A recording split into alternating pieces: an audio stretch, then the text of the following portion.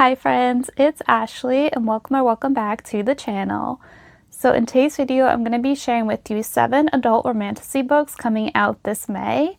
And as usual, we're going to be talking about these in order, release date from soonest to latest. So book number 1 comes out on May 5th and it's Verity Guild by Corland. This one is a standalone enemies to lovers romantasy and also has a murder mystery element to it as well. So I'm going to read the description of this one because it's very brief and to the point. High Priestess Keshe Vestal has spent her life hiding the truth, that she's the last surviving heir of the magical bloodline the Republic slaughtered. One wrong step could be fatal. But when a sender is brutally killed and a temple blade is found at the scene, all eyes turn to her. Praetorian Tobin Meghan has made a career of dragging liars into the light, and Keshe is the one person he's vowed to ruin. But locked on a mountain with a murderer, scheming senators, and a prophecy of death, he's forced to work at her side. The closer he gets, the more dangerous the truth and their attraction becomes. With traitors closing in and a nation on the verge of shattering, Keshe and Torin must risk everything to uncover the real killer, even if it means trusting their sworn enemy.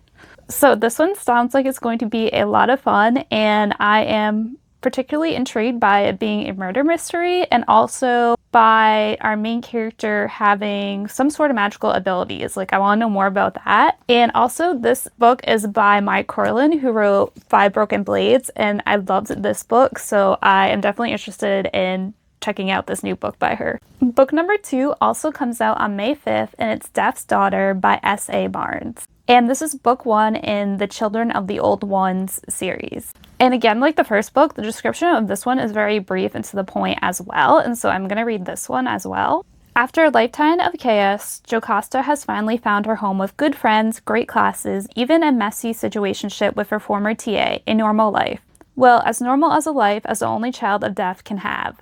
She's always refused to embrace her father's legacy. Instead of taking lives, she feeds on her classmates' disappointments, failures, and rejections. Finals week has her feasting, and all is good. Until Death ruins her life, again. Without warning, Death names Jocasta as his sole successor, making her a powerful ally and a massive target. Devon, a descendant of Lust, claims to want to help her, for a price. Jo will do anything to protect the people she loves, and the life she's worked so hard for, even if it means becoming a monster. So this one, it just sounds like so fun, and I love the premise how she is Death's daughter, but she has been trying to resist taking over the family business. And I also like how the love interest also has like a supernatural background with him being a descendant of Lust, and so I'm really interested in learning more about him as well. And so overall, this one just sounds like it's going to be a fun, good time. Book number 3 comes out on May 12th, and it's Seek the Traitor's Son by Veronica Roth. And so this is book 1 in the Burning Empire series, and it's a romantic dystopian fantasy. So our main female character in this one is Elegy On, and she is a soldier, and she's happy with her life as a soldier. And so she spends her days defending her small country from a powerful nation called the Tagliareni, who worship a deadly fever. And apparently this fever blesses half of its victims with mysterious gifts. But then one day she is summoned to hear a prophecy, and what she hears changes her life forever. But she is not the only one who is summoned to hear the prophecy. There is another person, and that is one of the most ruthless generals of the enemy army.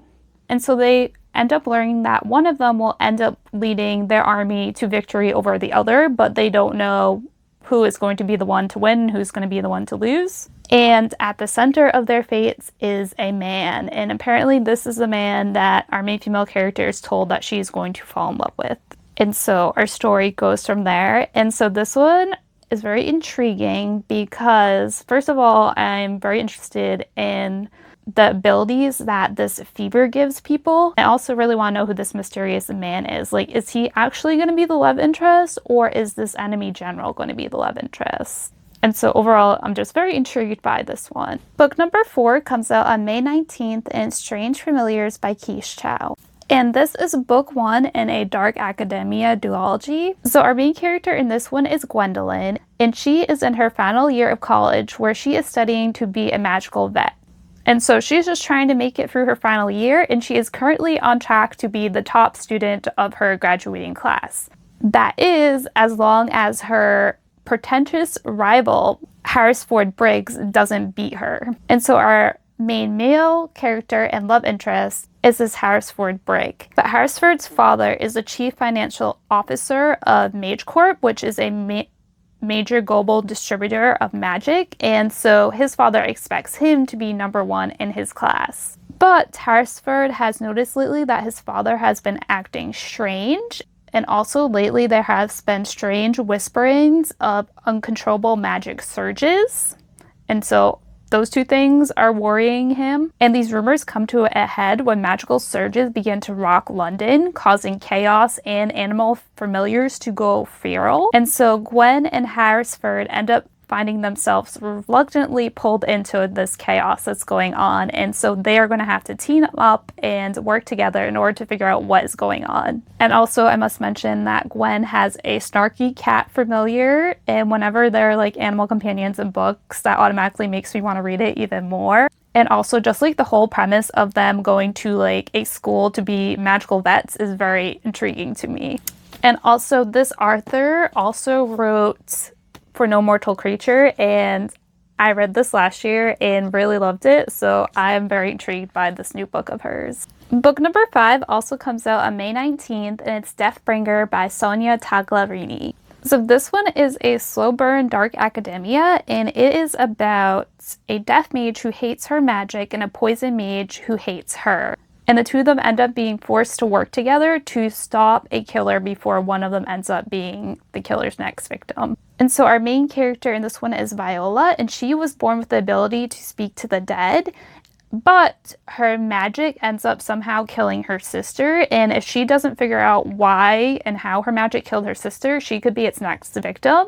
And so her only hope of getting any answers is going to this magical institute. And so she ends up going there, and there she ends up meeting our main male character and love interest of the story, Silas. And he has poison magic that stems from 3 magical snakes. And he is immortal, tormented, and reckless. And he is also dealing with guilt over his father's death. And then add to that that he also has hatred for death mages. And so he automatically hates our main female character because she is a death mage. But he is forced to heal her when an attack leaves her injured, and so because of that, their fates end up becoming intertwined by a magical bond. And then to make things even more complicated, students start to turn up dead, and so Viola and Silas are going to have to work together to figure out what in the world is going on before one of them becomes the next victim.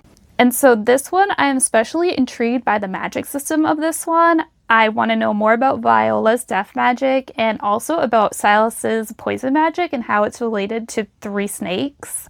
And I'm also just intrigued by like the mystery and exactly what is going on at this magical institute and why are students turning up dead. Book number 6 comes out on May 26th, and it's Wings of Life by Meghan LaFay. And this is an enemies to lovers romance and is book 1 in the Dragonbound Chronicles. So in this one, our main female character is sent to an enemy kingdom to marry their High Dane's son, but she is actually a spy, and so her true purpose is to uncover weaknesses of this enemy kingdom.